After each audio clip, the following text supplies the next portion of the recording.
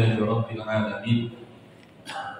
Wassalatu wassalamu ala ashrafil anbiya'i wal mursalin Sayyidina wa habibina wa syafi'ina wa qurrati a'yunina Muhammad wa ala alihi wa sahbihi ajma'in. La hawla wa la quwwata illa billahil aliyyil azim.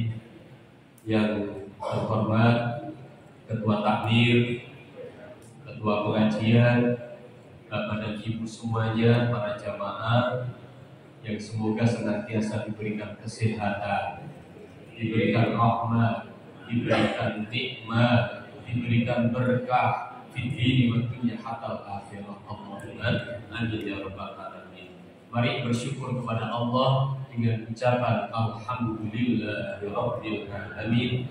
Kita sholawat kepada Rasulullah dengan ucapan Allahumma shalli ala sayyidina Muhammad wa ala ali sayyidina Muhammad. Malam hari ini rutinan kajian kitab Arba'in Nawawi spesial karena gabung dengan ibu-ibu pengajian Yasin Tahlil Darul Jannah. Jamaahnya semakin banyak, insya Allah semakin semangat.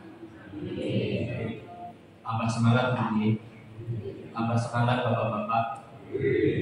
Alhamdulillah. Malam hari ini mencoba untuk berbagi waktu selama 30 menit. 30 menit lagi jam 9. Apa kata jam 11 makin?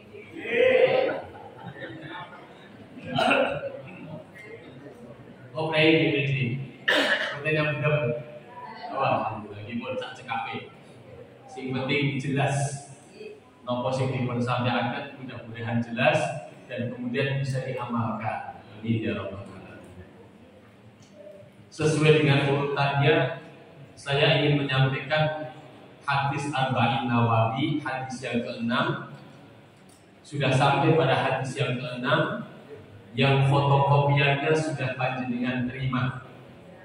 Dan nanti insya Allah dilanjutkan dengan Isra dan Mi'raj, menyinggung tentang peringatan Isra dan Mi'raj Nabi Muhammad SAW.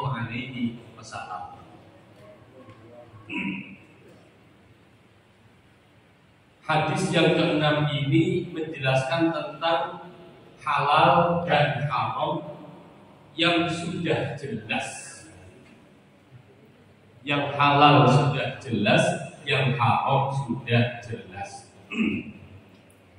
Tabarukan kalap barokah dengan hadisnya Rasulullah, kami bacakan An Abi Abdillah An-Nu'man bin Bashir radhiyallahu ta'ala anhu qala.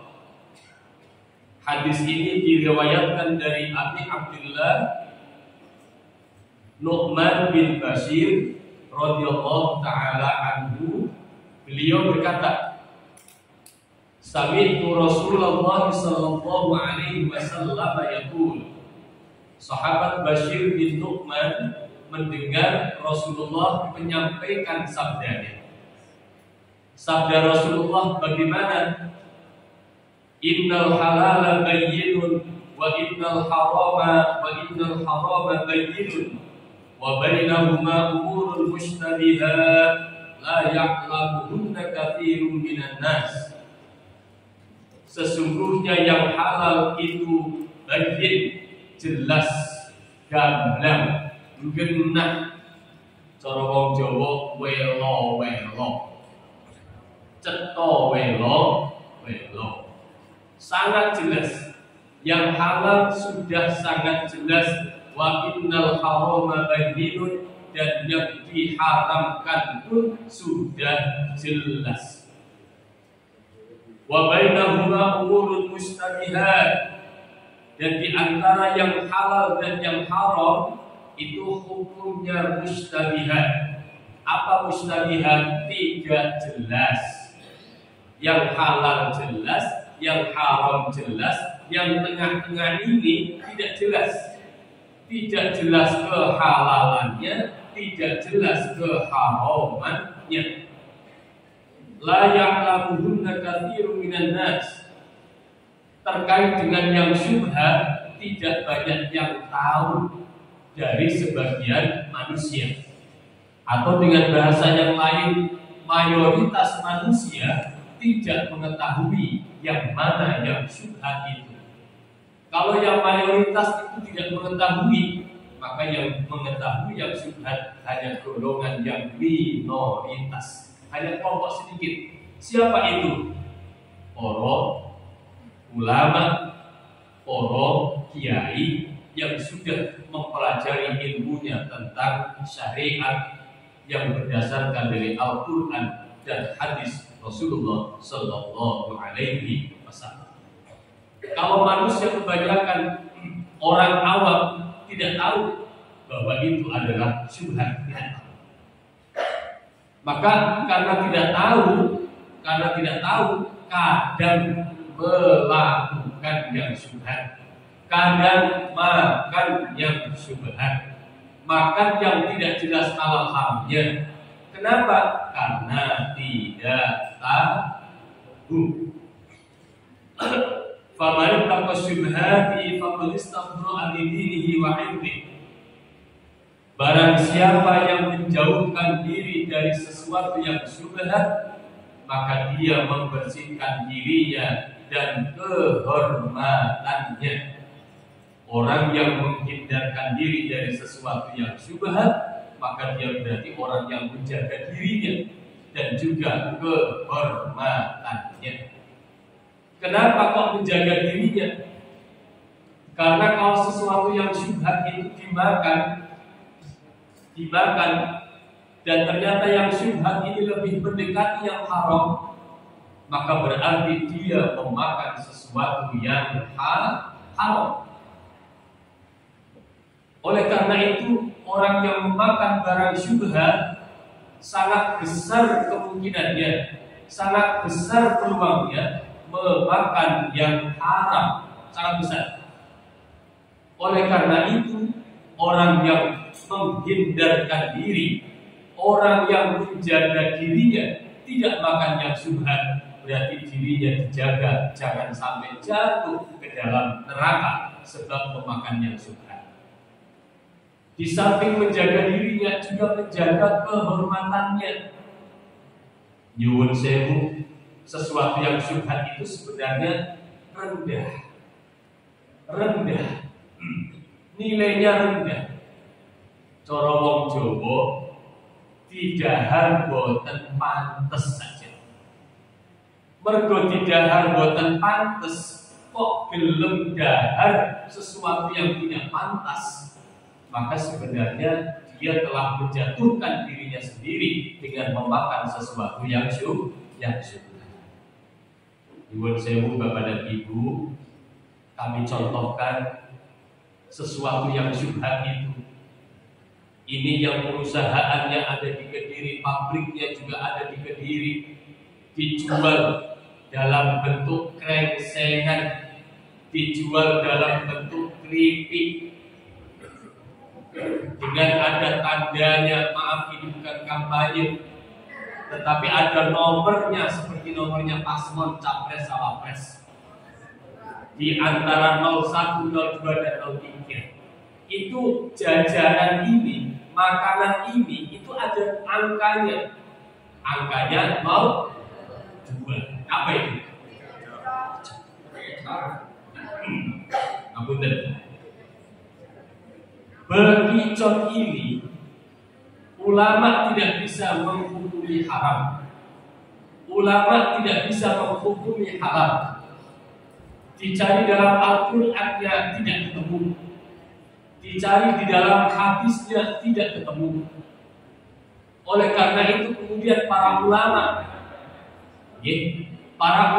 yang berijtihad mengatakan bahwa bekicot itu bisa haram. Kenapa bisa haram? Karena bisa hidup di dua alam. Bekicot ini bisa hidup lama di dalam air, berendam di daratan, menek tenggine tembok, ya, atau mancing-mancing di atas pohon, bertahan lama 1 hari 2 hari juga kuat. Maka bekicot ini bisa hidup di 2 alam. Karena bisa hidup di 2 alam, maka ada ulama yang mengharamkannya. Tetapi ada juga ulama yang menghalalkannya, karena dianggapnya bukan sebagai binatang buas. Karena yang haram-haram itu sudah jelas di dalam Al-Quran maupun hadisnya, begitu juga yang halal juga sudah jelas. Karena terjadi perbedaan pendapat, ada yang mengatakan ini haram, bekicot itu haram, ada yang mengatakan bekicot itu halal, maka disinilah yang namanya syubhat. Oleh karena itu, bapak-bapak dan ibu-ibu para jamaah, andaikan kita tidak mengkonsumsi bekicot, maka kita telah menjaga diri. Jangan-jangan ulama yang mengatakan bahwa bekicot itu haram, itu yang benar. Jangan-jangan. Senajan toh ada yang menghalalkannya.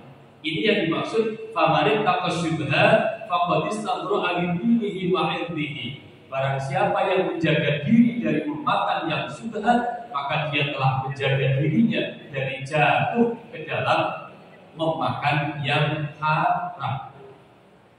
Oleh karena itu sedapat mungkin kita menghindari yang syubhat.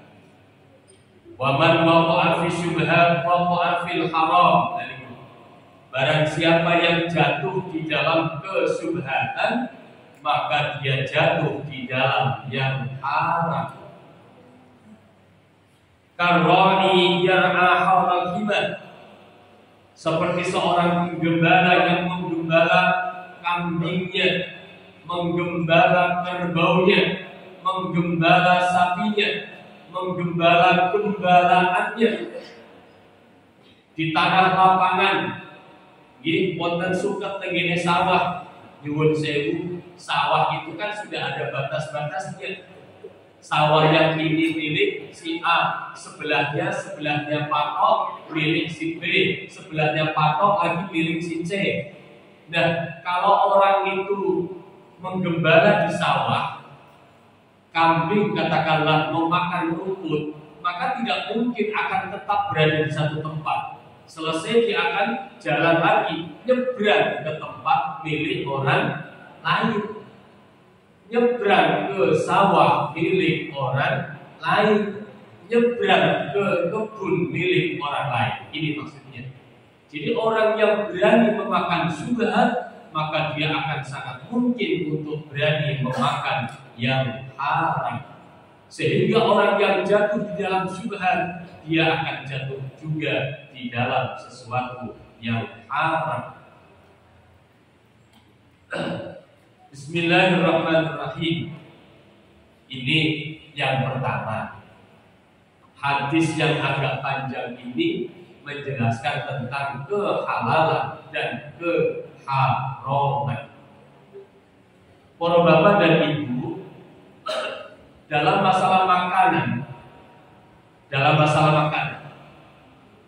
makanan yang halal itu sudah jelas. Makanan yang haram juga sudah jelas. Yang halal contohnya apa? Yang halal contohnya adalah tumbuh-tumbuhan, biji-bijian, padi, jagung, kedelai, kacang, dan macam-macam. Termasuk ubi, telo, telo rambat ataupun telo kaspe.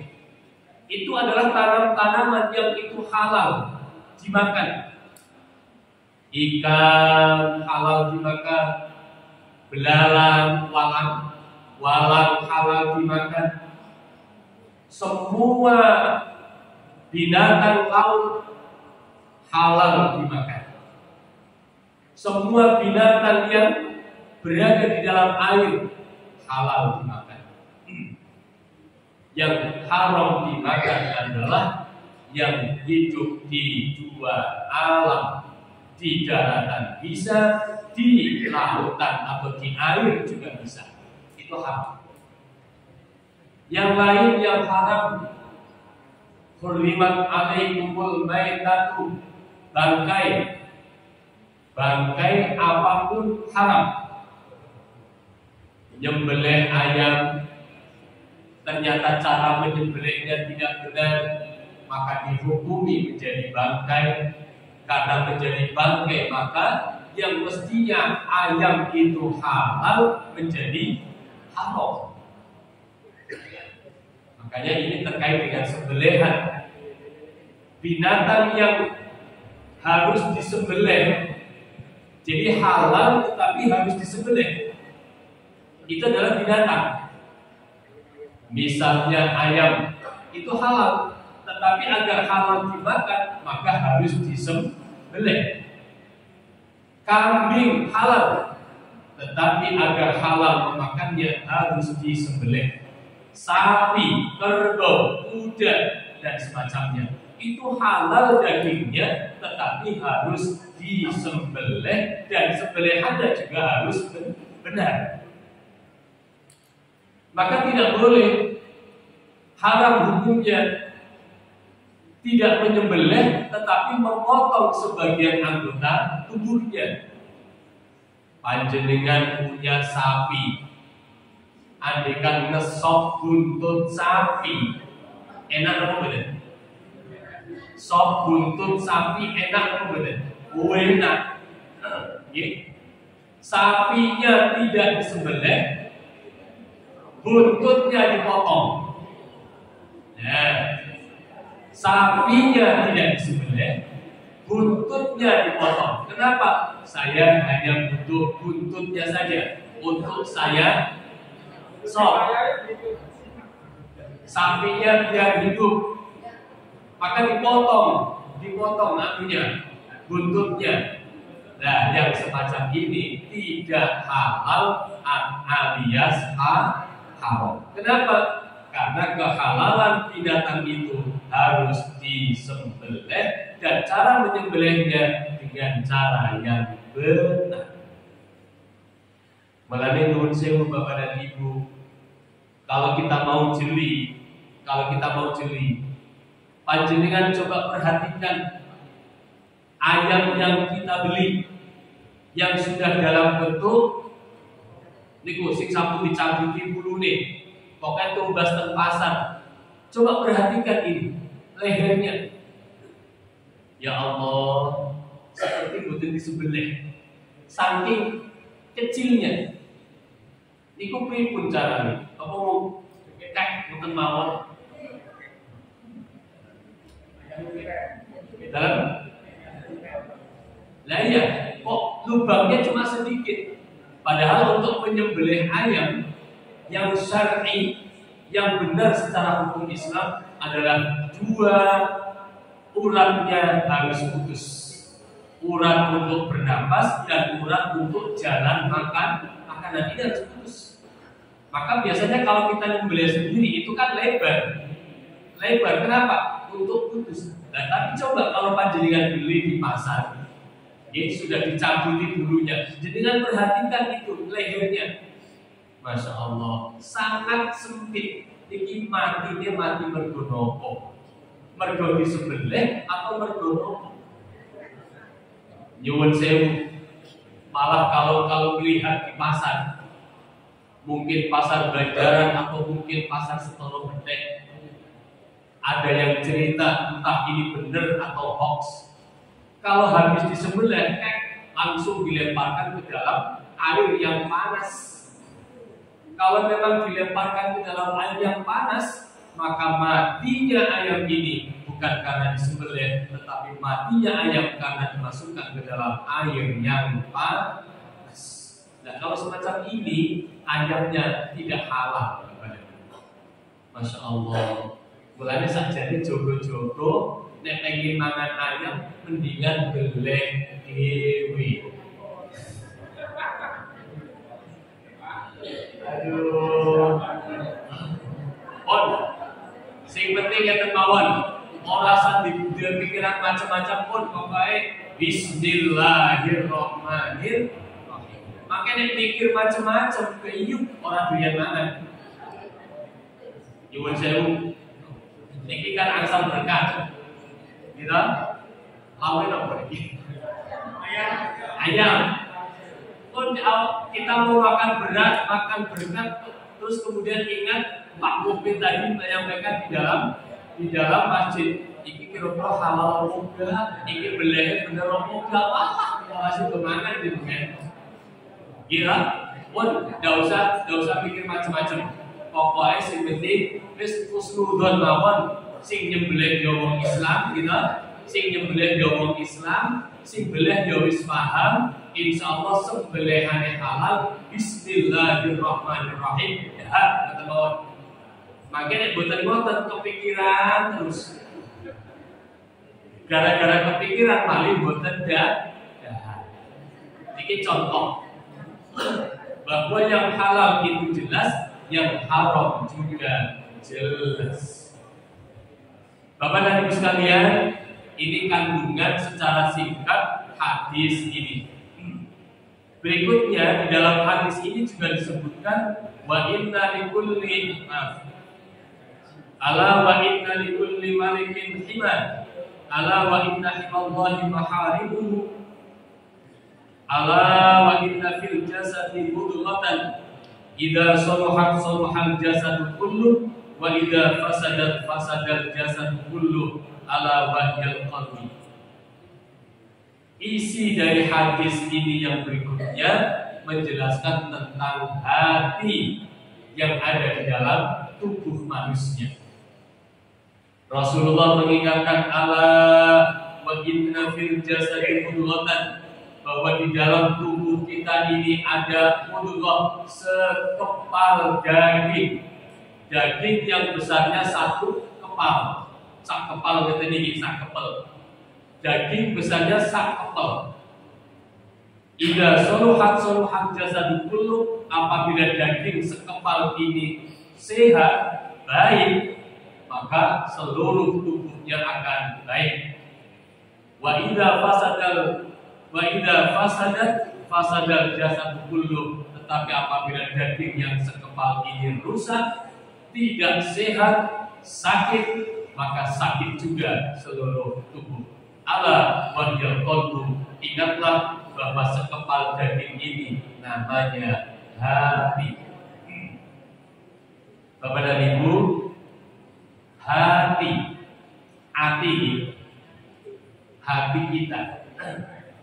Hati kita ini ternyata barometer untuk kita menjadi orang baik atau tidak baik, tergantung hatinya.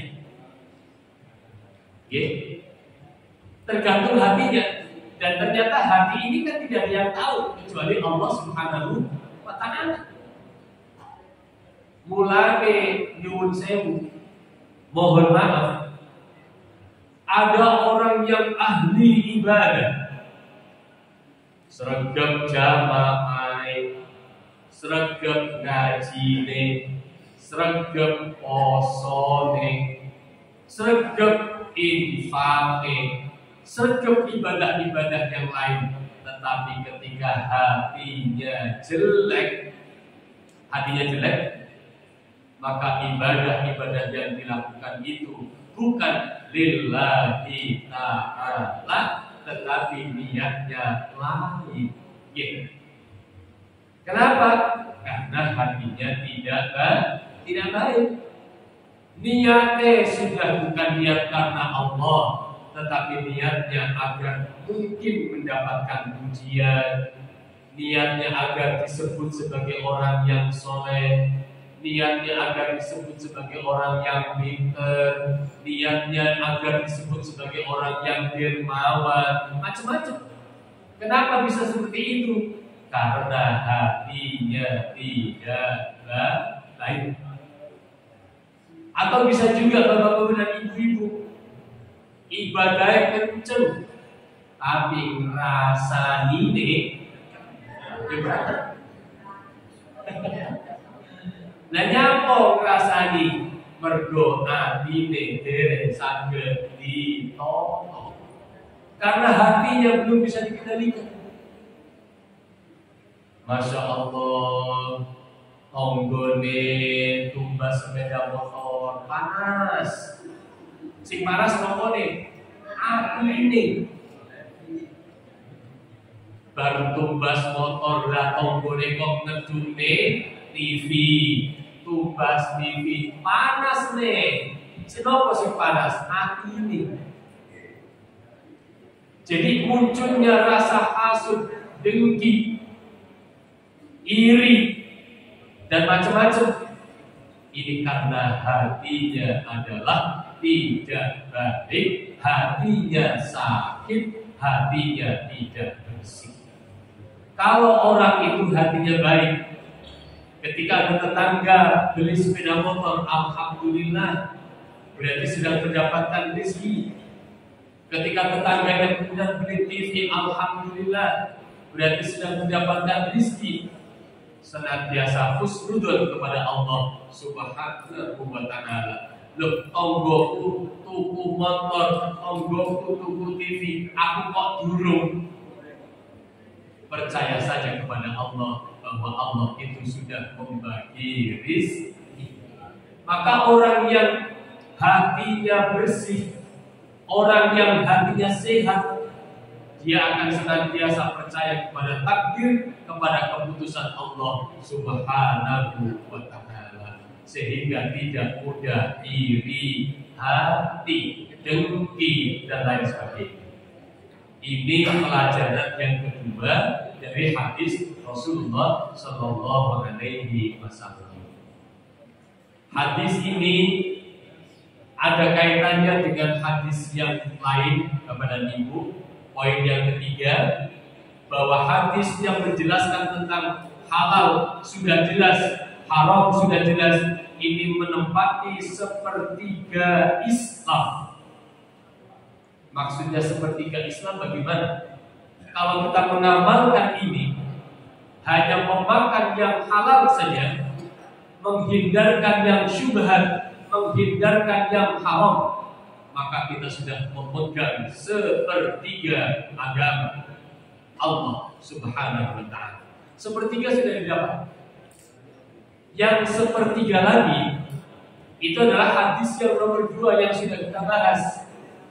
Hadis yang menjelaskan tentang segala sesuatu tergantung niatnya.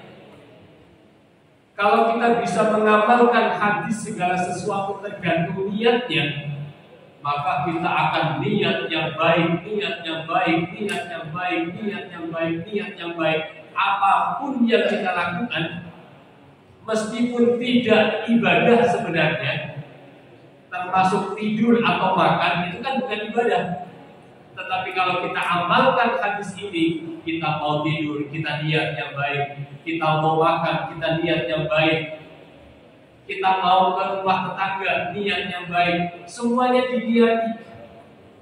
Karena semuanya diniati dan diniati dengan niat yang baik, maka 24 jam kepada Ibu kita mendapatkan pahala terus dari Allah Subhanahu wa ta'ala. Tidur kita tidur yang mendapatkan pahala. Makan kita makan yang mendapatkan pahala. Ibadah kita ibadah yang mendapatkan pahala, sehingga 24 jam full kita mendapatkan pahala terus dari Allah Subhanahu wa ta'ala. Dari mana dapatnya? Dari hadis yang menjelaskan segala sesuatu tergantung niat. Mulanya kalau orang mengamalkan hadis ini, dia akan selalu niat, dan niatnya adalah niat yang baik. 2/3 sudah kita dapatkan. Sepertiga yang pertama hanya memakan yang halal, menghindarkan yang syubhat, menghindarkan yang haram. Sepertiga yang kedua, kita selalu niat yang baik ketika kita melakukan perbuatan. Sekarang yang ketiga, sepertiga yang terakhir, sehingga genap sepertiga ditambah sepertiga ditambah sepertiga akhirnya menjadi satu. Sepertiga yang terakhir adalah hadis yang berbunyi min husni islamil mar'i tarkuhu ma la yahni. Tanda bahwa Islam seseorang itu baik, dia akan meninggalkan segala sesuatu yang tidak bermanfaat pada dirinya. Kalau kita mengamalkan hadis yang ketiga ini, Bapak dan Ibu, kita hanya akan melakukan yang bermanfaat saja. Yang tidak manfaat akan kita tinggalkan. Yang tidak kita manfaat akan kita tinggalkan. Kita hanya akan melaksanakan yang bermanfaat saja. Nyuwun sewu. Rokok itu manfaat apa bener? Rokok itu manfaat apa bener?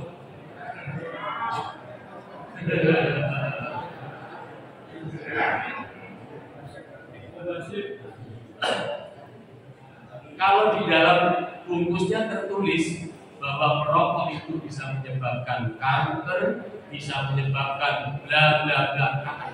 Jadi merokok itu menyebabkan penyakit. Tetapi, ada tetapinya. Nyuwun sewu, ini tidak berlaku secara umum. Kenapa? Contohnya bapak saya sendiri, Bapak Ibu. Bapak saya sendiri itu dulu ketika masih muda, sekitar umur 35-an barangkali, atau mungkin mendekati 40, itu gemuk. Pak Hedi masih kalah dengan bapak saya. Gemuk. Lalu periksa ke dokter.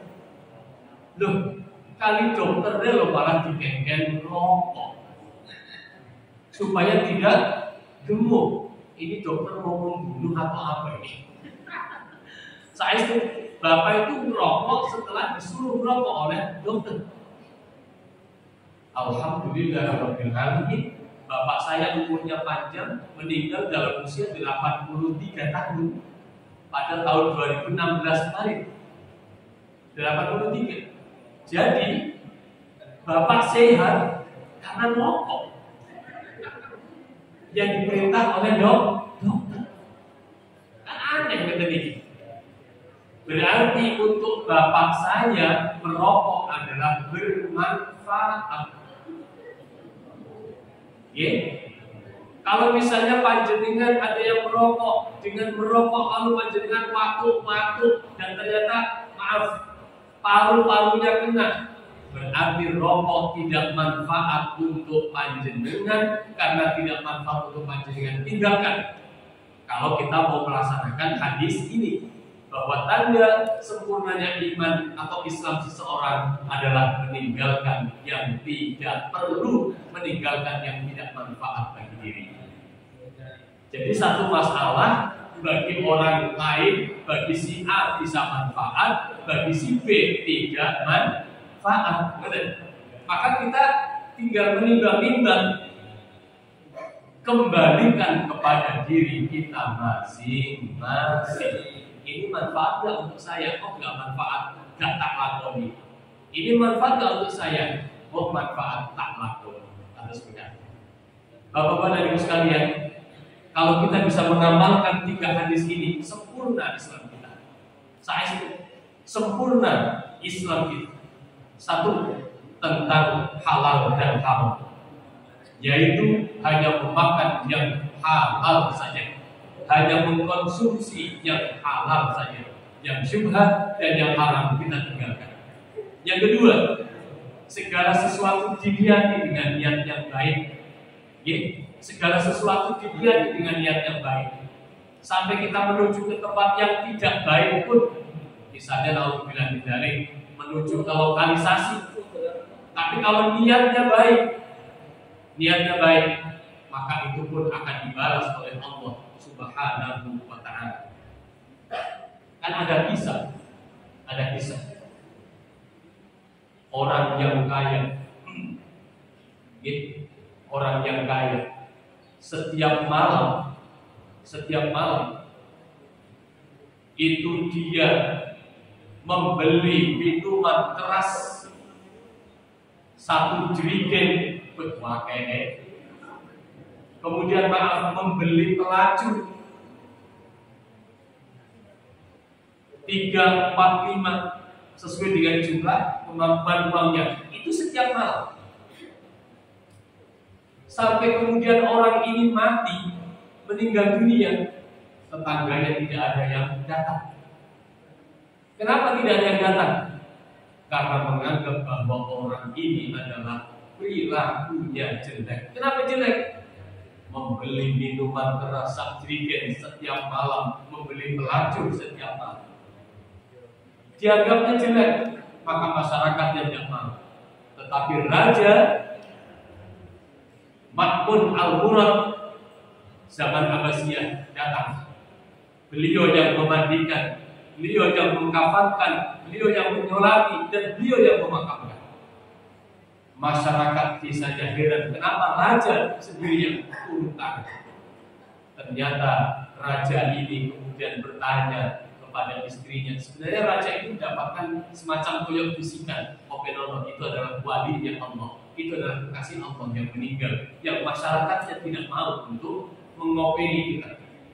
Lalu ditanyalah istrinya, apa sebenarnya amalan suaminya itu? Memang raja, setiap malam suami saya itu membeli minuman keras 1 jerigen, tetapi tidak diminumnya, melainkan setelah sampai di rumah minuman keras ini dibuang. Berapa banyak orang yang diselamatkan dari minuman keras dengan minuman keras ini dibeli oleh suami saya. Masya Allah. Setiap malam suamiku juga membeli para pelacur, tetapi si pelacur ini dibilangi selama satu malam sampean tidak boleh menerima tamu karena sampean sudah saya beli. Tetapi suami saya maaf tidak mengumpulinya. Berapa banyak laki-laki yang selamat karena tidak mengumpuli para pelacur itu, sebab sudah dibeli oleh suami saya. Masya Allah. Jadi orang itu melihat hanya dari sisi luarnya saja, sedangkan hatinya membeli minuman keras, membeli pelacur, ternyata tujuannya adalah agar orang-orang itu tidak minum minuman keras, agar orang-orang itu tidak membeli pelacur. Itu kan ada dalam niat, ada dalam hati. Mulai hati-hati dengan orang yang kelihatannya dari luar itu kadang seperti orang yang nakal. Siapa tahu hatinya baik. Maka kita tidak boleh menilai orang hanya dari fisiknya saja. Maka yang penting adalah Bapak dan Ibu, sebaiknya kita selalu husnudzon. Orang yang jahat pun kita husnudzon kepadanya. Orang yang jelek pun kita husnudzon kepadanya. Ketika kita suudzon, berburuk sangka, maka tanda hatinya sedang sakit. Orang yang mudah suudzon kepada orang lain, tanda hatinya mudah sakit. Karena hati berpengaruh kepada pikiran, pikiran kemudian pikirannya jelek. Kenapa? Karena hatinya jelek.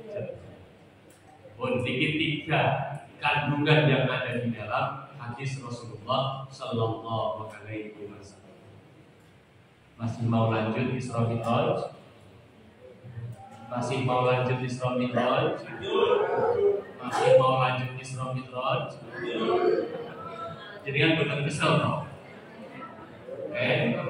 Kalau manut yang jenengan kasih kuat, kalau ya kira-kira kasih kuat. Terus begitu. Sedikit lagi supaya kita sedikit paham.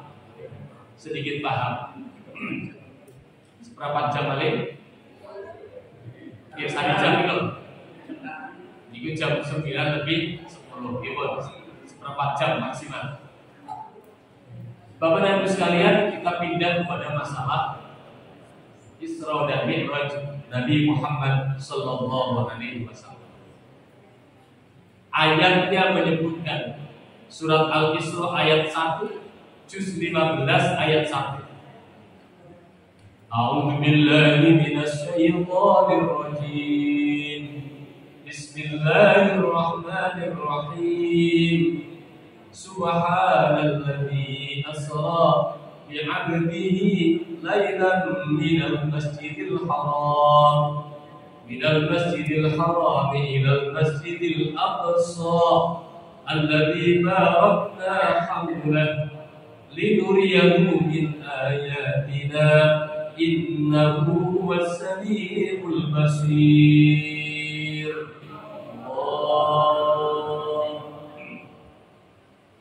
Subhanalladzi asra bi'abdihi laila.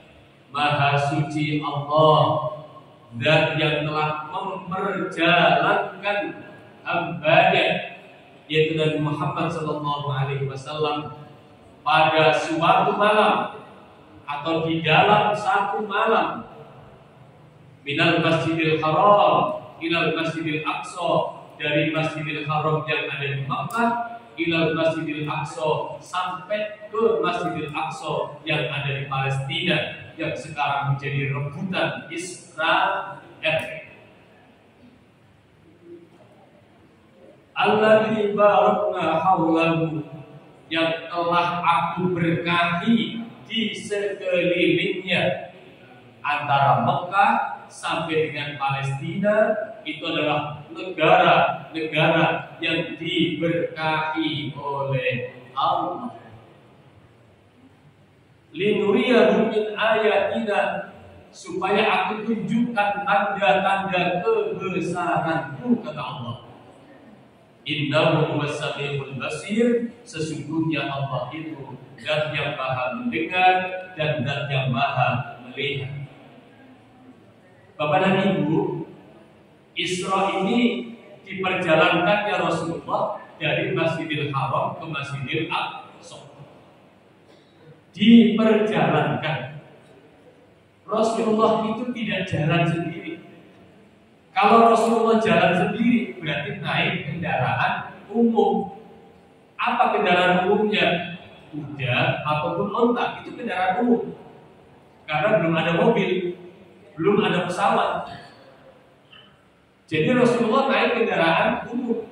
Kalau Rasulullah jalan sendiri. Ini Rasulullah diperjalankan oleh Allah. Nah, diperjalankannya pakai apa? Pakai sarana, pakai kendaraan. Tetapi kendaraan yang super cepat yang dinamakan dengan buraq. Buraq itu dari kata barqun. Barqun itu adalah kilat. Maka kecepatannya adalah secepat kilat malam sampai. Karena secepat kilat, maka bisa sangat amat cepat. Kenapa? Karena yang memperjalankan adalah Allah Subhanahu wa ta'ala. Jadi bukan jalan sendiri. Kalau jalan sendiri dari Mekah ke Palestina, itu akan memakan waktu 40 hari naik kuda maupun naik onta. Ini cepat gila. Kenapa? Karena diperjalankan, dilakukan. Saya memberi contohnya, panjenengan mau berangkat ke Surabaya, naik kendaraan, naik mobil, nopo malih mobilnya sing Lux, mobilnya sing Sowai, mobil Alphard, awake dhewe duwe Alphard ya kan. Yang sudah punya mobil Alphard, mobil yang cepat, maka ke Kediri Surabaya tidak sampai 1 jam. Tidak sampai 1 jam. Nah, ketika panjenengan siap-siap memasukkan baju ke dalam tas, ke dalam koper, ada semut yang merambat. Semut ini kemudian nempel di koper panjenengan, di tas panjenengan. Jenengan tidak tahu, maka jenengan angkat koper dan jenengan angkat tasnya, masukkan ke dalam mobil, semutnya ikut.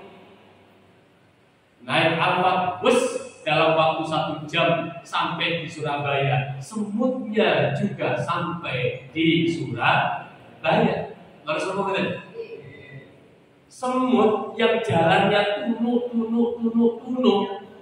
1 jam sampai di Surabaya. Kenapa? Karena diperjalankan oleh orang yang naik Alphard itu tadi. Lah nek semut mlaku dhewe dari Kediri sampai Surabaya, kira-kira berapa hari?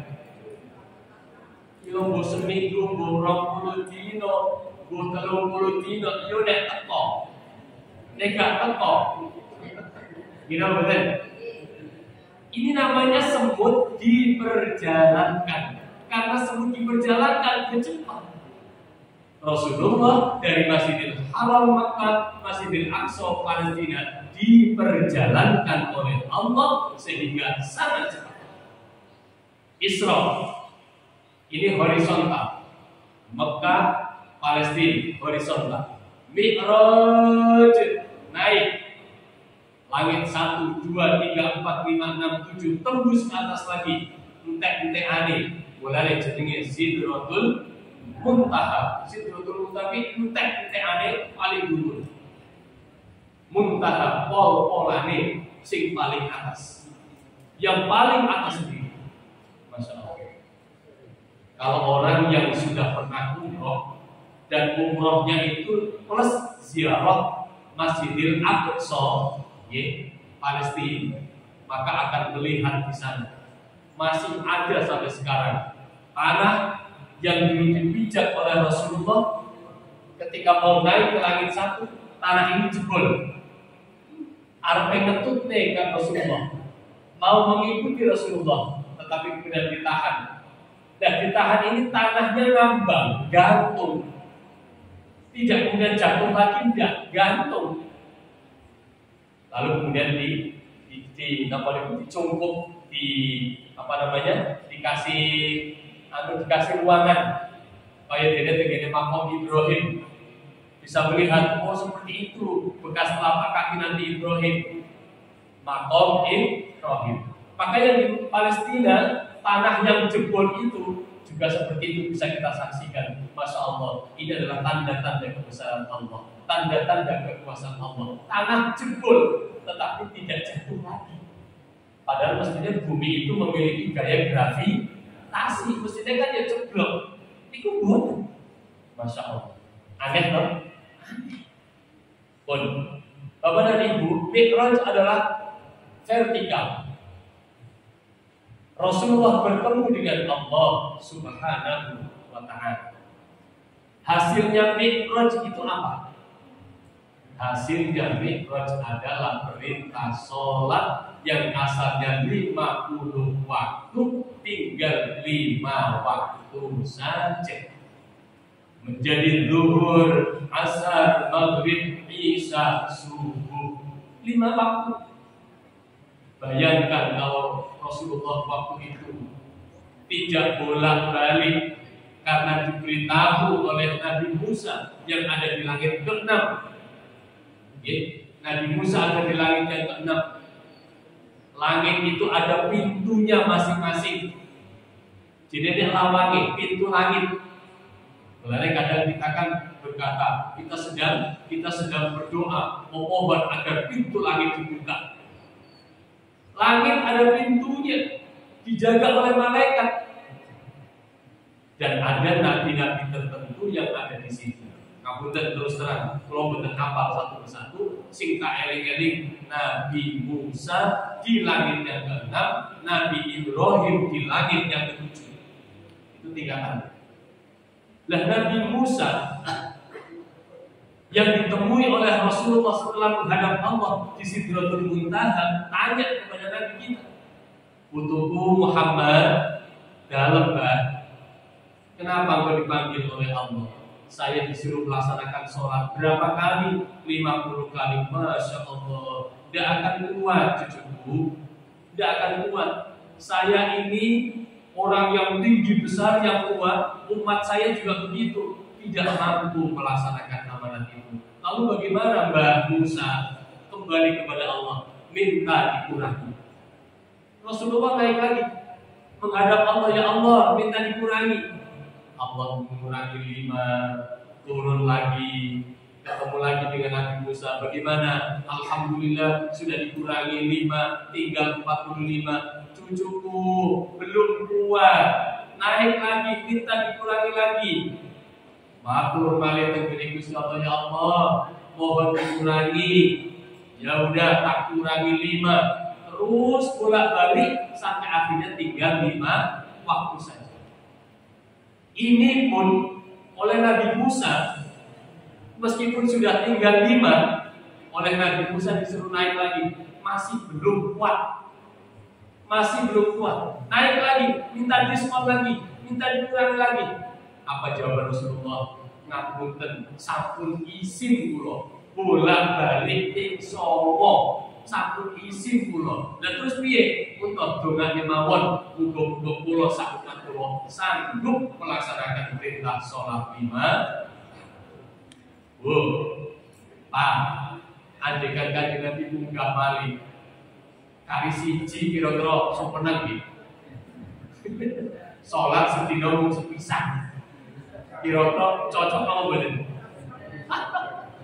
Ya Allah, salat sehari semalam 5 waktu. Sak salatan yo ora suwi. Sak salatan mung 5 menit. Wih, 5 menit top. Salat subuh 2 rakaat kok kita bisa 5 menit. Insya Allah rodok jelas bacaannya. Bismillahirrahmanirrahim. Alhamdulillahirabbil alamin. Arrahmanirrahim. Maliki yaumiddin. Kira-kira bacanya seperti ini. Itu 2 rakaat 5 menit. Padahal kita kan enggak. Kalau baca coba Bismillahirrahmanirrahim. Sehingga sholat 2 rakaat enggak sampai 5 menit. Betul apa tidak? Sholat zuhur katakanlah meskipun 4 rakaat, yuk kita 5 menit. Andaikan 5 waktu kita laksanakan 5 menitan, maka sebenarnya hanya butuh waktu 25 menit. Tetapi Masya Allah, pertanyaannya, antara orang yang melakukan sholat dengan yang meninggalkan sholat, banyak yang mana? Banyak yang meninggalkan sholat. Wa innaha lakabiratun illa 'alal khashi'in. Sesungguhnya sholat itu amat sangat berat. Allah sudah mengatakan itu. Senajan tahu 5 waktu, tetapi sesungguhnya sholat itu amat sangat berat. Illa 'alal khashi'in, kecuali bagi orang-orang yang khusyuk. Alladzina yadhunnuna annahum mulaqu rabbihim wa annahum ilaihi raji'un. Allah. Siapa orang yang khusyuk sehingga tidak merasa berat melakukan sholat? Orang yang khusyuk adalah orang yang yakin bahwa dirinya nanti akan bertemu dengan Allah dan yakin bahwa dia akan dikembalikan kepada Allah. Orang kalau sadar bahwa dirinya bakal mati, insya Allah sholatnya enteng. Lah sing salate abot niku mergo ora kelingan mati. Iki dirasane arep urip terus mboten. Alhamdulillah panjenengan semuanya termasuk orang-orang yang ringan di dalam melaksanakan sholat. Mudah-mudahan sholat kita diterima oleh Allah Subhanahu wa taala. Sholat kita menjadi lantaran nanti di akhirat mendapatkan syafaat Rasulullah Muhammad sallallahu alaihi wasallam. Dan sholat kita menjadi barometer. Sholat kita yang baik menjadi barometer amal ibadah kita yang baik, sehingga amal-amal yang lain tidak dianggap karena semuanya sudah dianggap baik oleh Allah Subhanahu wa taala, sehingga kita dimasukkan ke dalam surga. Allahumma amin ya rabbal alamin. Al-Fatihah. Bismillahirrahmanirrahim.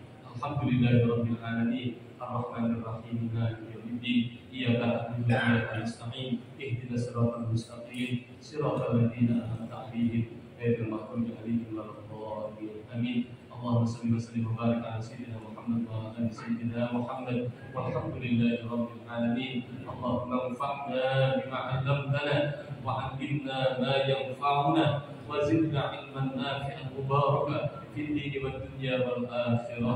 اللهم اجعلنا من العائدين والفائزين والمقبولين. اللهم اجعلنا من أهل الصلاة، من أهل العلم وأهل الخير وأهل العبادة وأهل الاستقامة.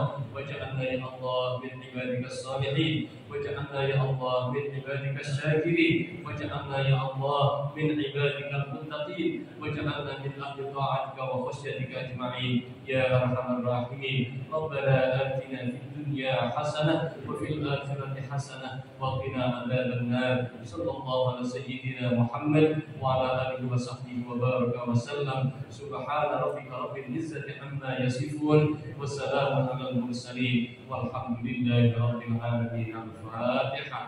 أعوذ بالله.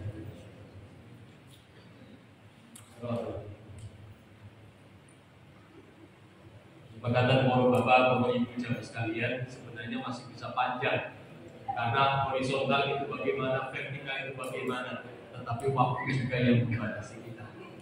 Mana suwe-suwe malah jadi sok, orasi berganjaran malah dulu, iki suwe man malah dirasani, dan sing rasani malah sok, sing rasani ini kumur bosi ngaji, kesuwen, betul bagi. Jadi mari besok pada asal ganjaran pun mulai pas insya Allah setengah 10.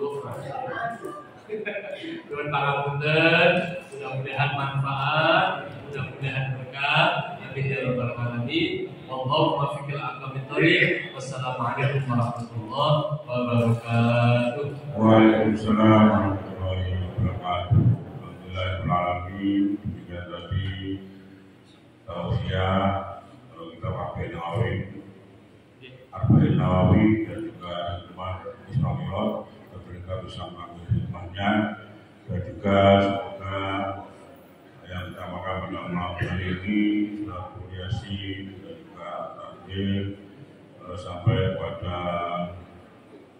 almarhum almarhumah leluhur keluarga besar Baja Mulyadi. Semoga sampai pada almarhumah dan semoga yang Presiden Darussalam terima amal ibadahnya dan juga keluarga yang meninggalkan selalu dengan kekuatan dan kelapan hati. Amin ya rabbal alamin. Baik Bapak Ibu yang hormati, pada berikutnya adalah ramah taman.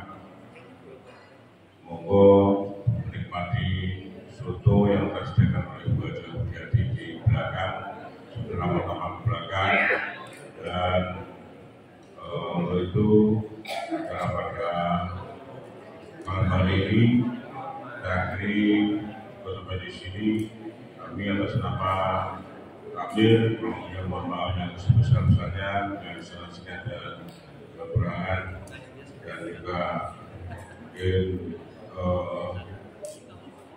atas nama keluarga besar Ibu Jadi yang terima kasih atas kerjasama Ibu dan atas nama Bu Haja Mulyadi berbagai suku kemudian yang kita berkenan kami mohon maaf yang sebesar-besarnya. Demikian kurang lebih mohon maaf. Bila itu Assalamualaikum warahmatullahi wabarakatuh. Langsung sama-sama, Allahumma sholli ala